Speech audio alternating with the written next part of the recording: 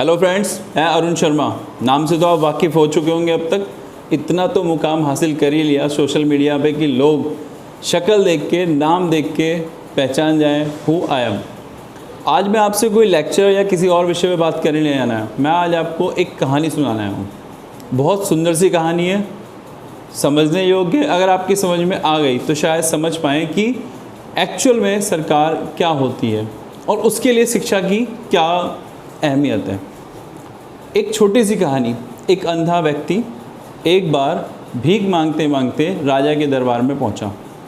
उसने राजा के दरबार से भी, उसके मंत्रियों से, उन सब से भीख की उम्मीद करी। राजा ने उसको देखा, बड़ा हष्ट-पुष्ट था भिखारी। राजा ने अपने मंत्रियों से कहा, लगता नहीं कि ये जन्म से अंधा है, मैं भी शायद किसी दुर्घटना की वजह से अंधा हो गया। इसको राजवैद्य के पास ले चलते हैं कि शायद इसकी आंखों की रोशनी वापस आ जाए।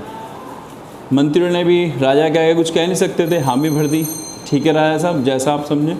सब उसे लेके चल पड़े। लेकिन उन्हीं मंत्रियों में एक जो सबसे सफल और कुशग्र मंत्री था, उसने राजा को रास्ते में बोला, राजा साहब इसे आप ले तो जा रहे हैं राज्य वैद्य के पास, राजवैद्य इसे ठीक भी कर देगा।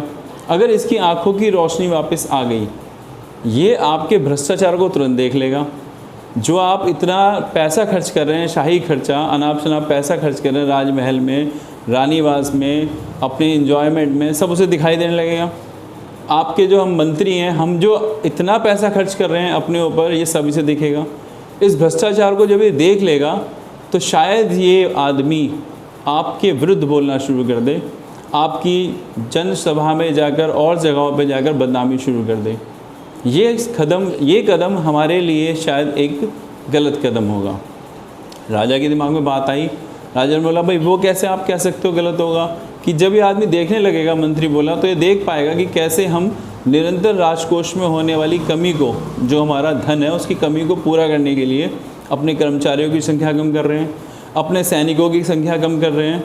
अनाप शनाप जो हम खर्चे करते हैं, शाही खर्चे, उनकी भरपाई करने के लिए हमारे सैनिक आज जितनी भी प्रजा है उससे 4 गुना ज़्यादा टैक्स वसूल रही है, 4 गुना ज़्यादा लगान लेकर आ रही है। लोग प्रताड़ित हो रहे हैं, बेरोज़गारी छा चुकी है, कहीं पर भी कोई भी सुख सुविधा नहीं है।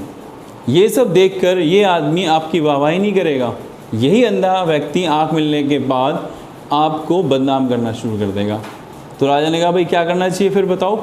तो उसके मंत्रियों में जो सबसे सफल मंत्री था, उसका तगड़ा वाला मंत्री, उसने बोला, राजा साहब ये आपसे मांग क्या रहा है? 2 वक्त की रोटी ना, इसको राजमहल ले चलिए, सुबह शाम अच्छे तरीके से 2 वक्त की रोटी खिलाइए और दिन भर घूमने के लिए छोड़ दीजिए।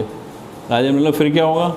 कि दिन भर ये सुबह शाम आपकी रोटी खाएगा, जगह जगह जाएगा और सब जगह आपका प्रचार करेगा, राजा साहब तो मुफ्त में रोटी देते हैं, पानी देते हैं, इज्जत देते हैं, राजमहल में बुला के खिलाते हैं।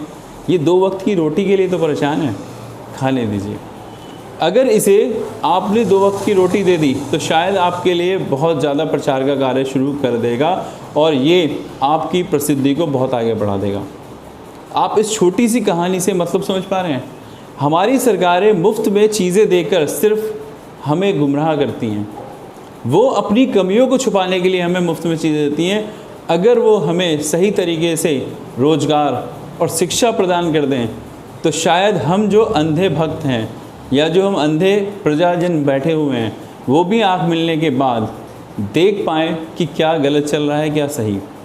सरकार कभी नहीं चाहती कि हम उसकी गलतियों को देख पाएँ, इसलिए वो हमें सिर्फ उतने में संतुष्ट करती है जितनी हमें ज़रूरत है। 2 वक्त की रोटी, मुफ्त में अनाज बांट दिया, मुफ्त में बिजली दे दी, आप उसमें खुश हैं। मुफ्त में शिक्षा दीजिए ना, मुफ्त में आप रोज़गार दीजिए ना, शिक्षा के योग्य बनाइए, रोज़गार करने योग्य बनाइए। किसी को 2 वक्त की रोटी की ज़रूरत ही नहीं पड़ेगी। आप खुद इतने काबिल हो जाएंगे कि आप 10 लोगों को 2 वक्त की रोटी दे पाएँ। लेकिन सरकार ये कभी नहीं चाहेगी। अगर सरकार इस तरीके से सोचना शुरू कर दे तो शायद लोगों की समझ में आ जाए सरकार मतलब क्या, सरकार के लिए शिक्षा की अहमियत क्या। अगर वास्तव में सरकारों तक मेरी बात पहुंच रही है और आप लोग इसमें सहयोग कर रहे हैं तो उन्हें ये चाहिए, हमें मुफ्त में अनाज नहीं चाहिए, हमें मुफ्त में कोई चीज़ नहीं चाहिए, हमें आप मुफ्त में शिक्षा दें। इतना बड़ा बजट पारित करें ताकि हर बच्चा फ्री में पढ़ पाए, रोज़गार योग बन पाए, वो सफल व्यापारी बने, आगे चल के दुनिया में लोगों को रोज़गार दे, 2 वक्त की रोटी मुहैया कराए औरों के लिए, एक आदमी 100 के बराबर। तो मुफ्त में कुछ मत दीजिए, सिर्फ रोज़गार दीजिए। इस छोटी सी कहानी से मैंने एक छोटा मैसेज देने की कोशिश करी है और मुझे उम्मीद है कि शायद जो समझ पा रहे हैं, सोचेगा ज़रूर एक बार, वो इस बात को आगे ज़रूर बढ़ाएंगे और इतना ज़्यादा आगे बढ़ाएं।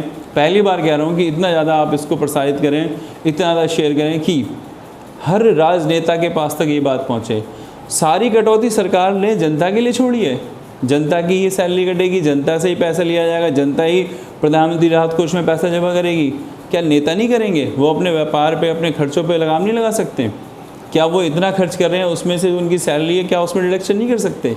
सब ने जनता पे ही लगा रखा है, कर्ज का माफ़ी करना सभी पे लगा रखा है कि जनता ही पैसा जमा करेगी। क्या कभी किसी मंत्री ने अपनी साल भर की सैलरी छोड़ी? साल भर छोड़ो, आप एक दिन की सैलरी छोड़ी? नहीं। सिर्फ कौन करेगा? जनता। सोचिए एक बार ज़रूर, विषय सोचने का है, वरना आने वाला समय आपके और मेरे लिए, दोनों के लिए नुकसानदायक है।